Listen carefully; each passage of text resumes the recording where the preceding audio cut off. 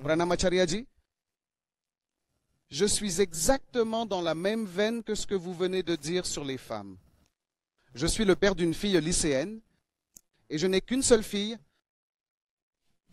et j'ai probablement essayé de l'élever exactement comme vous me l'avez toujours dit. Elle est très douée pour les études. C'est une danseuse fantastique. Elle a terminé son arrange-trame et est déjà diplômée en Bharatanatyam. Elle fait partie de l'équipe de basketball de son lycée. Elle sait jouer instrument de musique. Elle gagne chaque année des concours de poésie dans son école et dans tous les districts scolaires régionaux. Et elle a récemment été sélectionnée dans l'un des meilleurs lycées en réussissant un examen d'entrée.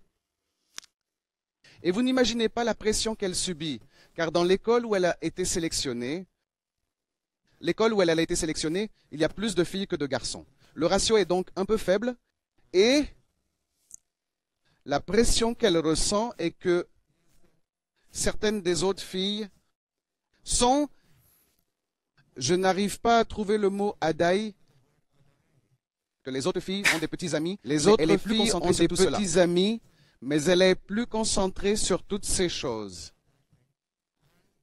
Comment convaincre ma fille, je dirais. Comment élever ma fille pour qu'elle ne ressente pas cette pression, même si elle se débrouille mieux dans la vie. Et, deuxièmement, comment l'élever pour qu'elle ne ressente pas cette pression. La deuxième chose est exactement liée à cela, c'est que les femmes ne sont pas capables de faire, pensez-y, en même temps que la Coupe du monde de football. Au moment où la Coupe du monde de football se déroulait l'année dernière, tout le monde était rivé sur l'équipe masculine argentine de cricket et sur la façon dont Messi jouait, ce qui est très bien. Je ne suis pas contre Messi, mais au même moment, l'équipe féminine indienne de cricket se débrouillait très bien et personne n'en parlait du tout. Et j'ai l'impression que parfois ce n'est pas le cas.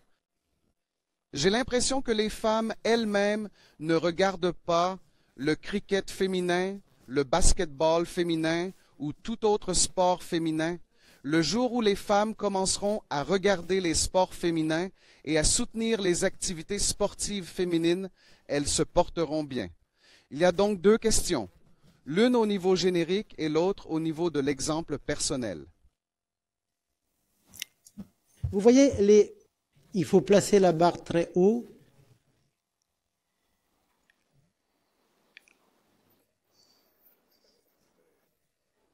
Vous voyez, c'est comme lorsque vous faites de l'exercice avec des poids de 15 kilos. Après cela, les poids de 5 kg n'ont plus d'importance. Parce que les normes ont été relevées. De même, elle doit être présentée aux femmes qui méritent vraiment qu'on se souvienne d'elles. Et alors ces normes internes s'élèvera à un point tel qu'elle cessera de s'intéresser aux stylos et aux hipsters. Sinon, si elle a l'impression que ce sont les seuls disponibles dans son monde pour se comparer, il est évident qu'elle se sentira délaissée ou désavantagée. Les normes doivent être très très élevées. Et pourquoi devez-vous laisser votre environnement dicter vos normes? Ces normes doivent provenir de livres, de documentaires, de vidéos et d'autres sources. D'autres sources. Les livres avant tout. Si par exemple elle passe une semaine entière à lire la vie de Marie Curie, comment pourra-t-elle ensuite se permettre d'accorder du respect à un certain, disons Paris. Paris dans sa classe, qui est une idiote d'ici, mais qui est fantastiquement considérée à cause de son corps, de son style, de sa tenue vestimentaire et de ses petits amis.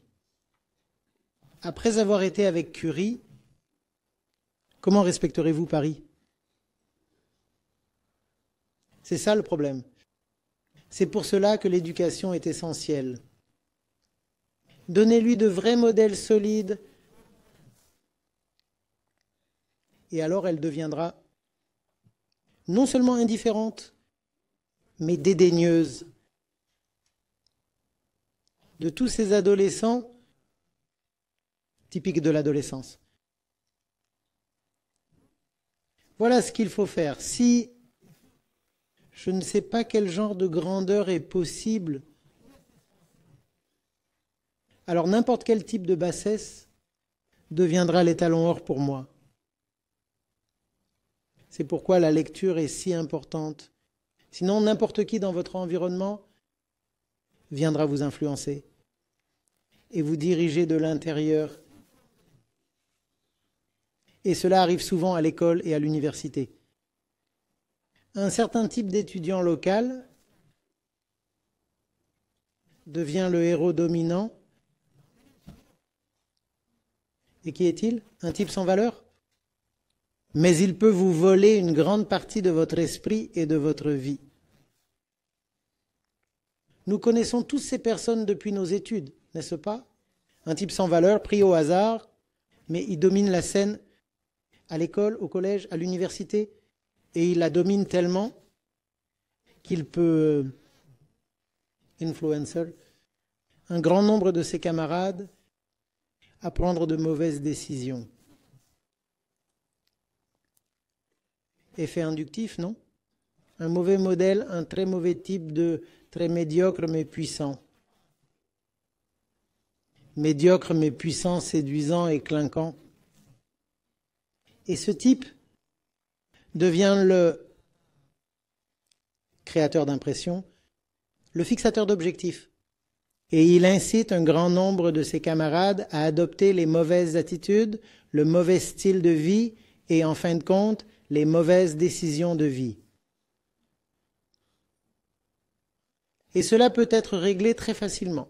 Il suffit de donner à votre fille les bons modèles. Donnez-lui de bons livres.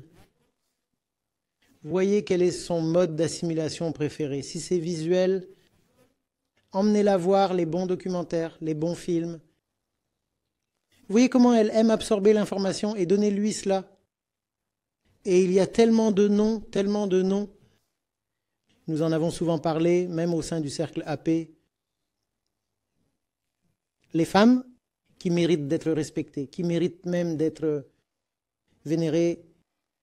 Et elles existent, elles ont existé dans l'histoire. Pourquoi ne pas en prendre note? Pourquoi ne pas présenter ces femmes glorieuses à nos filles? Mais ce n'est pas le cas. L'éducation traditionnelle ne le fait pas. D'accord, laissons les pères et les mères le faire. Sinon, le danger est bien réel. Une certaine Paris deviendra son idole. Je veux être comme Paris, et alors elle abandonnera ses danses, ses sports, ses récitations, ses poèmes, son élocution, sa passion. Tout sera abandonné et elle commencera à courir après les petits amis pour pouvoir tenir tête à quelqu'un comme Paris.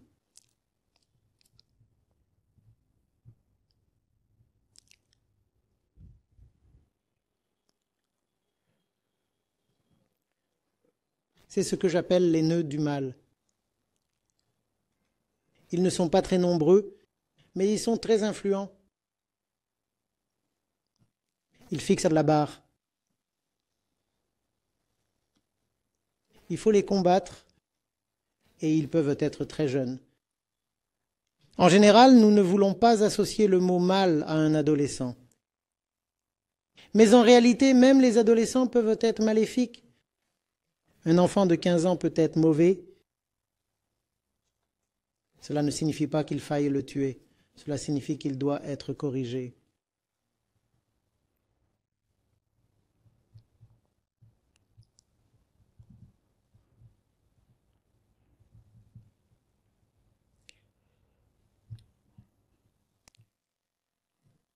Peut-être qu'en tant que parents, vous et sa mère, vous devez vous asseoir ensemble et tout d'abord déterminer quels sont les noms que vous devez présenter à votre fille.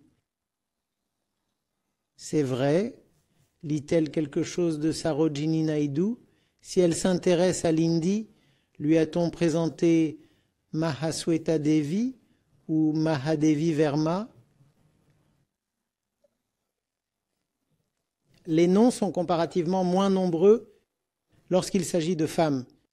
Moins nombreux, mais elles existent toujours, n'est-ce pas? Pour 10 poètes masculins, vous aurez 4 poètes féminins et 4 c'est suffisant. Vous lui présentez ces 4 poètes. Il y a des combattants de la liberté, des scientifiques, des hommes politiques, des sportifs. Dans tous les domaines de l'activité humaine, il y a des femmes modèles et il faut les présenter aux jeunes filles. Sinon, elles se contenteront de... Les garçons chassent les petites amies. Garçons chassent les petites amies et ils se déguisent, essaient de jouer les adultes et font toutes sortes de bêtises.